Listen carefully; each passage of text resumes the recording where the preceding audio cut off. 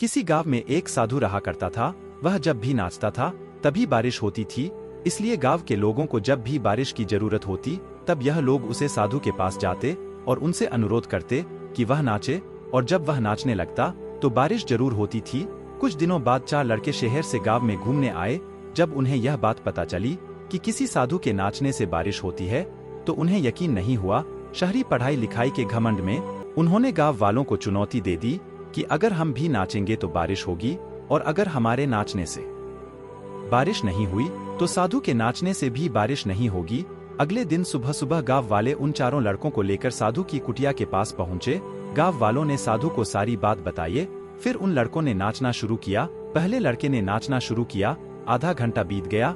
फिर पहले लड़का थककर बैठ गया, पर बादल नहीं दिखे।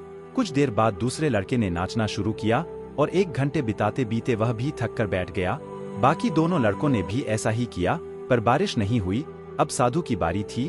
उसने नाचना शुरू किया। 1 घंटा बीत गया पर बारिश नहीं हुई। साधु फिर भी नहीं रुक, वह नाचता ही रहा। नाचते नाचते 2 घंटे बीत गए पर बारिश नहीं हुई। 4 घंटे बीत गए पर बारिश नहीं हुई, लेकिन साधु तो रुकने का नाम ही नहीं ले रहा था। धीरे धीरे शाम ढलने लगी कि तभी बादलों की गड़गड़ाहट सुनाई दी और थोड़ी देर बाद जोरों की बारिश होने लगी।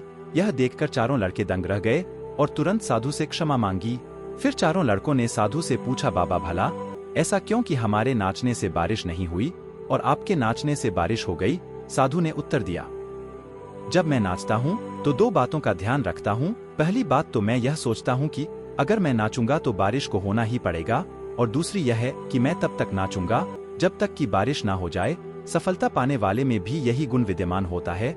वह जिस काम को भी करते हैं उसमें उन्हें सफल होने का पूरा भरोसा होता है, और वह तब तक उसे काम को करते हैं जब तक कि उसमें सफल न हो जाए।